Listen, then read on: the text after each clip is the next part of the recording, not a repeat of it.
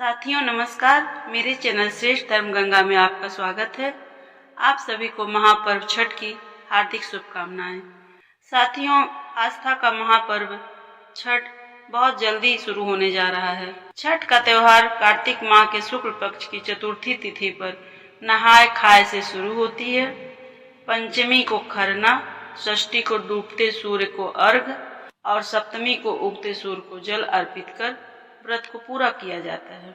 4 दिन चलने वाले इस पर्व में सूर्य और छठी मैया की पूजा की जाती है। इस व्रत को बहुत ही कठिन माना जाता है क्योंकि इसमें 36 घंटों तक कठिन नियमों का पालन किया जाता है। इस वर्ष छठ पर्व की पूजा 17 नवंबर 2023 से हो रही है, जिसका समापन 20 नवंबर को होगा। विशेष तौर पर यह पर्व बिहार में बहुत ही हर्षोल्लास के साथ मनाया जाता है। यह व्रत संतान के सुखी जीवन की कामना के लिए किया जाता है। छठ पर्व षष्ठी तिथि से 2 दिन पहले यानी चतुर्थी से नहाय खाए से आरंभ किया जाता है और इसका समापन सप्तमी तिथि को पारण करके किया जाता है। छठ पर्व पूरे 4 दिनों तक चलता है। इसमें सूर्य देव को अर्घ देने का सबसे ज्यादा महत्व माना गया है। तो चलिए जानते हैं छठ पूजा की तिथियां, अर्घ का समय और पारण का समय क्या है। आइए हम जानते हैं नहाय खाए की तिथि। छठ पूजा का यह महापर्व 4 दिन तक चलता है। इसका पहला दिन नहाय खाए होता है। इस साल का नहाय खाए 17 नवंबर को है।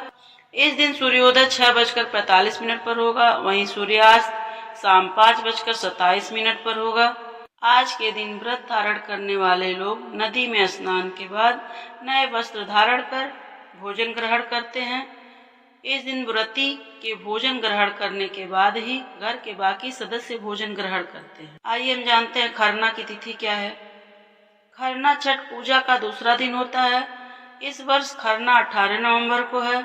इस दिन का सूर्योदय सुबह 6:46 पर और सूर्यास्त शाम 5:26 पर होगा। खरना के दिन व्रती एक समय मीठा भोजन करते हैं। इस दिन गुड़ से बनी चावल की खीर खाई जाती है। इस प्रसाद को मिट्टी के नए चूल्हे पर आम की लकड़ी से आग जलाकर बनाया जाता है।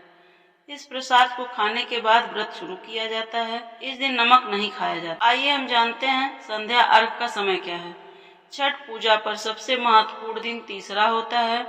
यह दिन संध्या अर्घ का होता है। इस दिन व्रत धारण करने वाले लोग घाट पर आकर डूबते सूर्य को अर्घ देते हैं। इस साल छठ पूजा का संध्या अर्घ 19 नवंबर को दिया जाएगा। 19 नवंबर को सूर्यास्त शाम 5:26 पर होगा। इस दिन टोकरी में फल, ठेकुआ, चावल के लड्डू आदि अनेक प्रकार के मिष्ठान को रखकर अर्घ के सूप को सजाया जाता है। इसके बाद नदी या तालाब में कमर तक पानी में रहकर अर्घ दिया जाता है। आइए हम जानते हैं उगते सूर्य को अर्घ कब देना है। चौथे दिन यानी सप्तमी तिथि छठ महापर्व का अंतिम दिन होता है। इस दिन उगते सूर्य को अर्घ देने के बाद व्रत का पारण होता है। इस वर्ष 20 नवंबर को उगते सूर्य को अर्घ दिया जाएगा। इस दिन सूर्योदय सुबह 6:47 पर होगा। इसके बाद ही 36 घंटे का व्रत समाप्त होता है। अर्घ देने के बाद व्रती प्रसाद का सेवन करके व्रत का पारण करती है। तो यह थी छठ से संबंधित पूरी जानकारी। साथियों, आपको यह जानकारी कैसी लगी? अच्छी लगी हो तो कृपया मेरे चैनल को अवश्य सब्सक्राइब करें, लाइक करें और कमेंट में छठ माता की जय अवश्य लिखें। धन्यवाद।